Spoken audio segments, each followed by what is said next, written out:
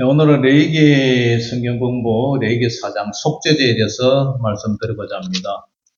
사람은 큰 죄는 죄로 여기면서도 작은 죄나 무심코 지은 죄는 대수롭지 않게 넘어가죠. 말 한마디에 마음의 교만, 예배의 형식적으로 들은 예배, 진리를 알면서도 미루는 태도, 책임을 져야 할 자리에서 침묵하는 일은 되게 사람들이 그 정도는 괜찮아 이렇게 쉽게 넘어가기도 하죠. 그러나 하나님은 그렇게 보지 않아요. 사람은 죄를 감정으로 판단하지만 하나님은 거룩으로 판단하세요. 그래서 레위기 4장은 우리에게 아주 엄중한 사실을 가르치는데요. 부지 중에 지은 죄도, 부지 중에, 다시 말해서 내가 알지 못하고 지은 죄, 죄로, 이게 죄인가 아닌가, 그걸 모르고 지었던 죄, 그것도 죄라는 거죠. 그러나 동시에, 이 사장은요, 속죄제에 대한 이 사장은 놀라운 은혜도 보여줘요. 하나님은 죄를 드러내실 뿐만 아니라 죄인이 다시 돌아올 속죄의 길도 함께 열려 있다는 거죠. 그래서 오늘 본문이 우리에게 주는 메시지는 죄는 반드시 처리가 되어야 돼 하나님께서 정하신 속죄의 길로만 그 삶이 주어진다. 그래서 그 길은 구약에는 동물 제사로 이렇게 드렸지만 신약에서는 예수님의 그리스도의 십자가 대속으로 완성이 됐다. 그것을 우리에게 알려주고 있어요. 그래서 오늘 속죄제에 대한 첫째는 죄는 부지 중에도 죄다. 부지 중, 안일부, 알치. 그러니까 내가 모르고 지은 죄, 모르고 지은 죄도 죄다. 그래서 레위기 4장 2절은 이렇게 1절, 2절 같이 읽어봅니다. 시작. 여호와께서 모세에게 말씀하여 이르시되 이스라엘 자손에게 말하여 이르라.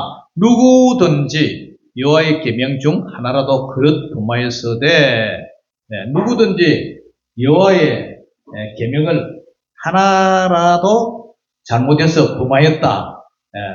여기는 제사장도 예외가 아니고 회중도 예외가 아니고 지도자도 예외가 아니고 그리고 평민도 예외가 아니라 모두가 죄 아래에 있다. 그것을 얘기해 주고 있어요. 그래서 여기서 중요한 말은 부지 중이에요. 부지 중. 이것은 단지 실수라는 뜻이 아니고 모르고 지은 죄, 깨닫지 못한 죄, 영적으로 무뎌져서 느끼지 못한 죄까지 다 포함되어 있다. 죄는 내가 심각하게 느끼느냐 아니냐로 결정되지 않고 하나님의 계명을 어겼다면 그건 죄예요.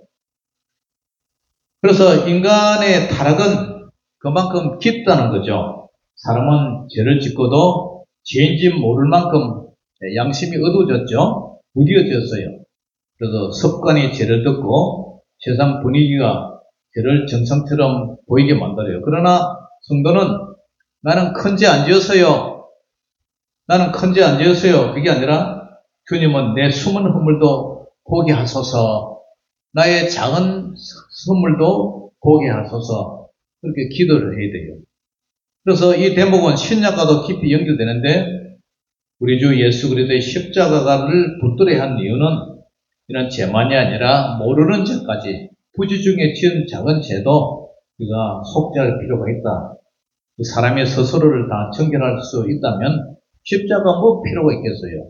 그러나 우리는 스스로 자기 죄를 다 알지도 못하고 그래서 예수님의 십자가 보혈만이 그를 깨끗하게 할 수가 있다. 두 번째로는 제사장의 죄는 공동체까지 흔들어요. 그러니까 목회자가 잘못되면 모든 성도들도 그 죄로 인해서 오염이 된다는 거죠. 레위기 4장 3절 다시 한번 읽어봅니다.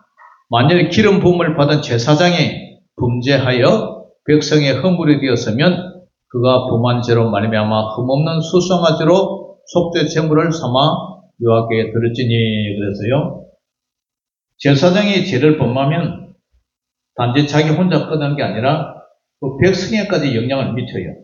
그래서 제사장은 수송아지라는 가장 무거운 제물을 드려야 돼요. 여기 보면은 3장에 제사장 나오죠? 제사장의 범죄한 거.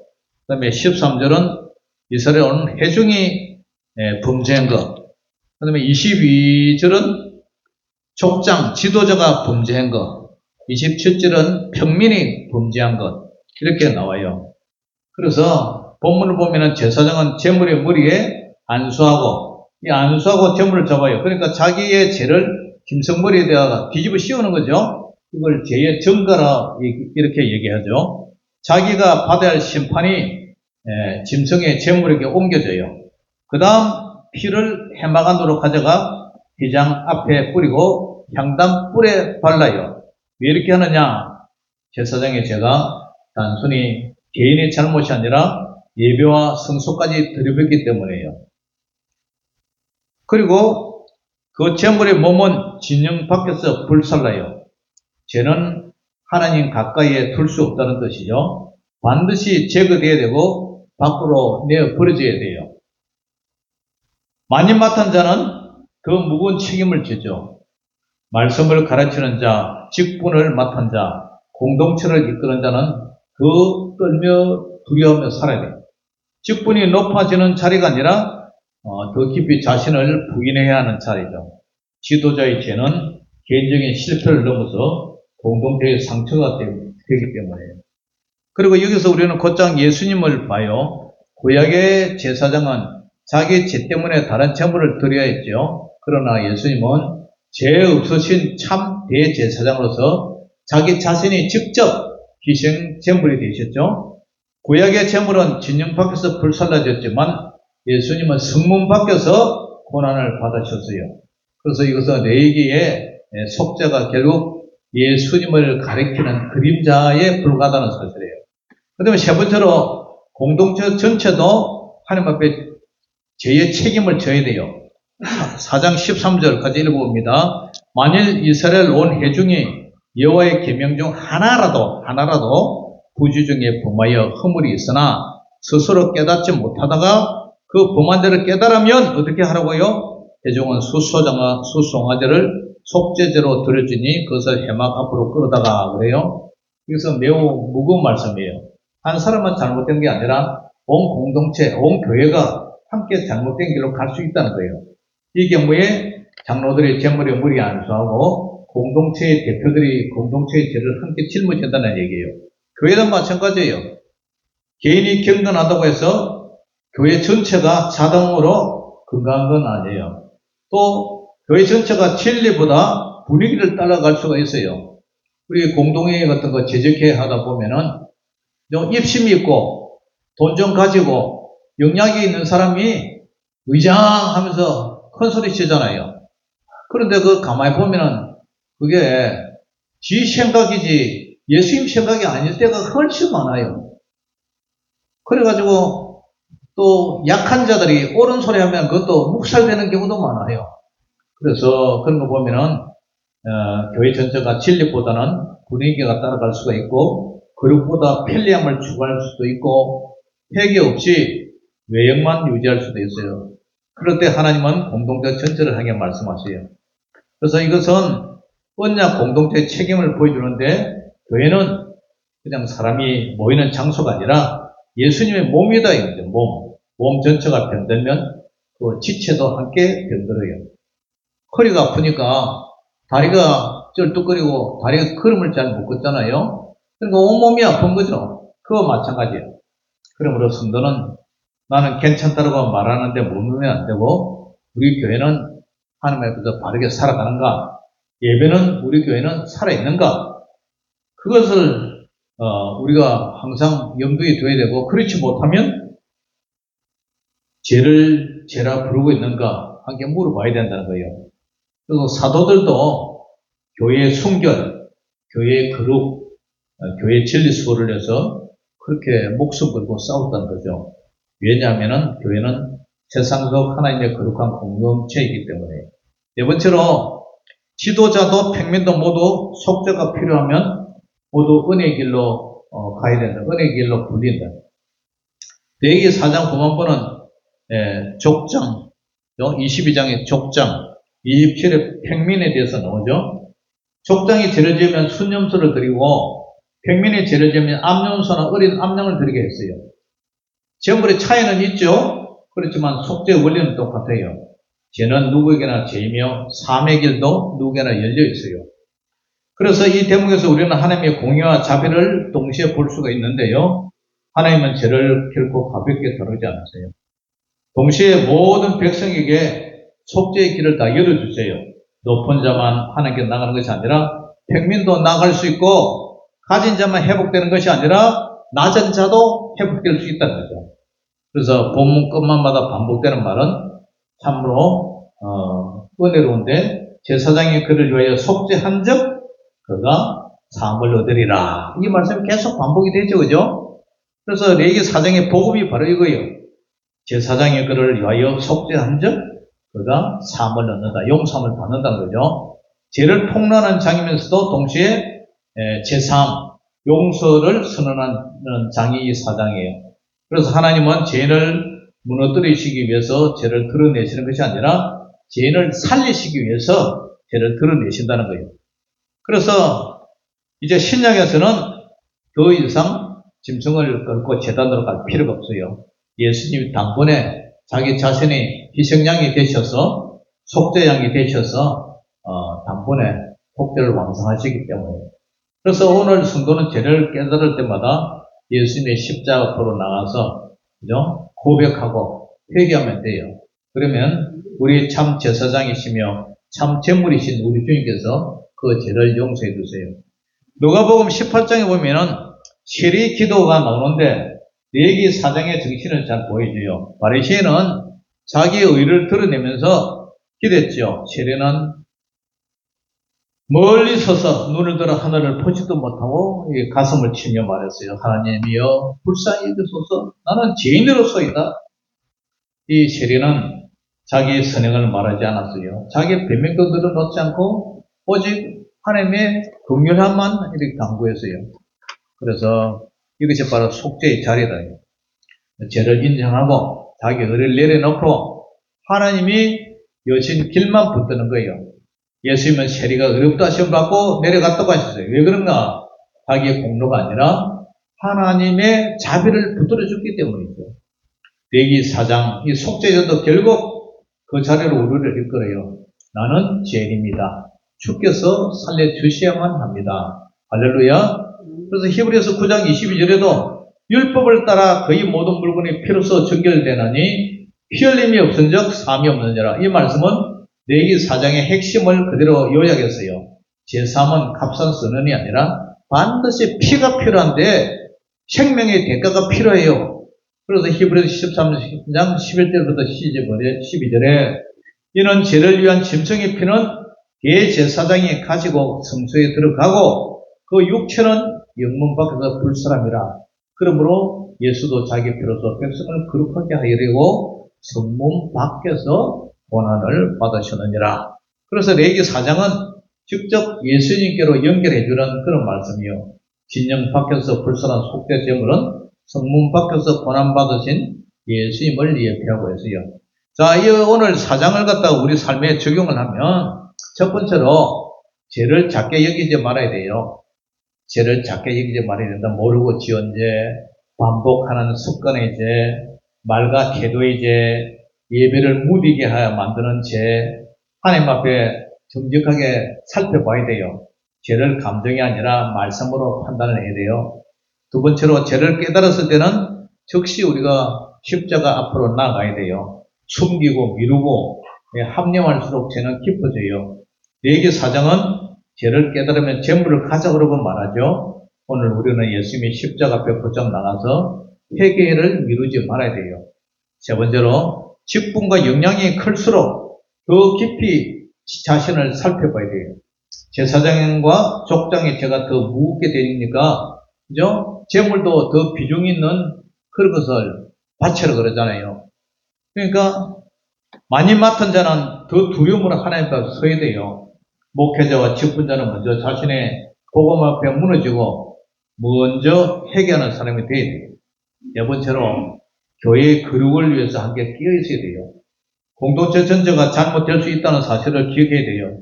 예배와 말씀과 기도, 회개, 사랑, 진리가 살아있는 공동체가 되도록 서로를 세워야 돼요. 레위기 4장은 우리 모두를 하나님 앞에 세워요. 제사장도, 회중도, 지도자도, 평민도 모두 무 아래에서요? 지 아래에 있대요. 그러므로 누구도 자기의 의를 자랑할 수가 없어요. 하나님은 죄인을 버려두지 않으셨어요. 속죄의 길을 열어두셨어요. 구약에서 짐승의 피로 그 길을 예표하셨고 신약에서 예수님이 그리스도의 피로 그 길을 완성하셨어요. 그러므로 오늘 우리가 붙들어야 할 진리는 분명한데 죄를 가볍게 여기지 말라. 숨기지 말라. 변명도 하지 말라. 죄 때문에 절망도 하지 말라. 하나님께서는 이미 예수님의 속죄기를 열어놓으셨다. 그래서 레위기 4장은 오늘도 우리에게 얘기하고 있어요. 죄는 반드시 처리되어야 된다. 그리고 그 죄는 오직 예수님의 피로만 해결된다. 그러므로 성도는 날마다 자기의 의를 버리고 죄를 인정하고 십자가 앞으로 나가서 거기에서 삶이 있고 회복이 있고 거룩으로 나가는 새 길이 있다는 사실을 알고 늘 죄를 두려워하고 또 예수님의 성령의 능력으로 죄를 이기는 그러한 성도들이 되시기를 예수님의 이름으로 축복합니다. 기도하겠습니다. 하나님 아버지 오늘 감사합니다. 오늘 레위기 4장 속죄죄에 대해서 말씀을 아버지 나누었습니다. 우리가 늘 주님 앞에 두렵고 떨리는 마음으로 말씀 앞에서 아버지 우리 자신을 바라보게 하시고 설마 누구든지 조그만 작은 죄라도 용납하지 않고 그것을 주님 앞에 다 회개하고 아버지 하나님의 거룩으로 살아가는 저희들 되게 하여 주시옵소서. 예수님의 이름으로 감사하며 기도 올려옵나이다. 아멘.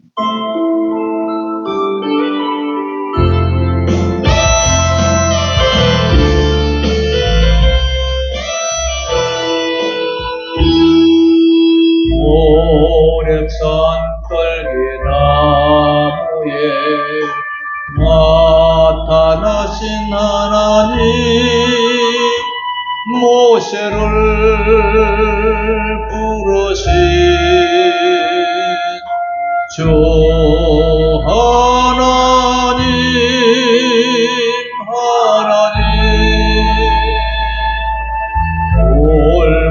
돌기 속에 계신 거룩하신 하나님 약하고 힘없는 내 백성을 찾아라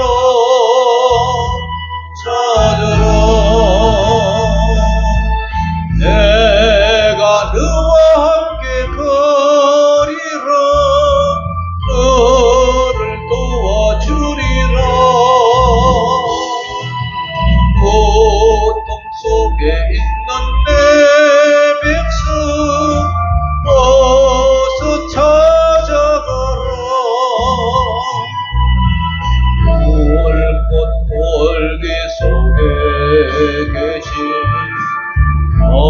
거룩하신 하나님 우리를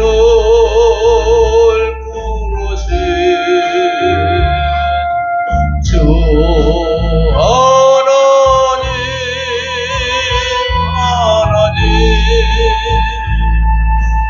오랩산 떨기나무에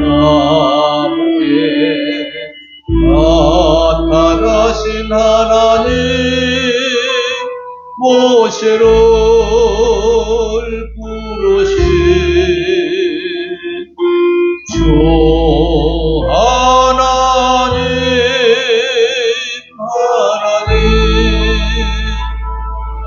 불꽃 돌기 속에 계신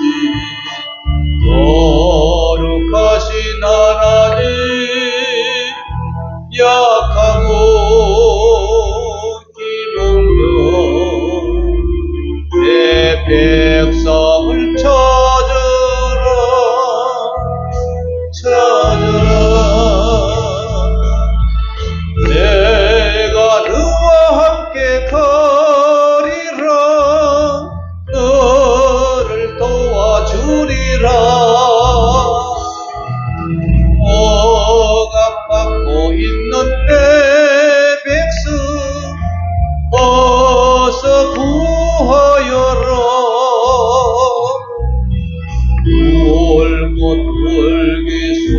계신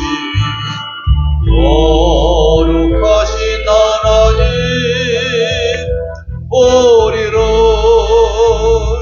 부르신 주 하나님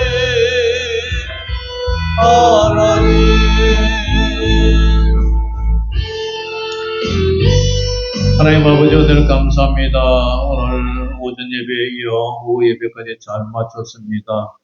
날마다 우리가 영적으로 예민하게 하시고 영적 아버지 하나님이여 영감 지수를 높여주셔서 날마다 거룩한 하나님의 백성으로 살아가게 하시고 부지 중에 잘못한 것도 죄라는 사실을 알고 날마다 주님 기름 준비하는 슬기로운 다섯 천재처럼 늘 주님 재림을 준비하며 늘 주님 앞에 껴있는 신앙 되게 하여 주시옵소서. 한 주간도 승리하게 하여 주시옵소서. 지금은 우리 주 예수 그리스도의 무한하신 은혜와 아버지 하나님의 지극하신 사랑하심과 보혜사 성령님의 감화 감동 내주 교통 역사전 은혜가 집으로 돌아가는 살아난 성도들의 머리 위에 저들의 심령과 발걸음 가족과 생업 위에 자녀들 위에 이제로부터 영원토록 항상 함께 있을지어다. 아멘.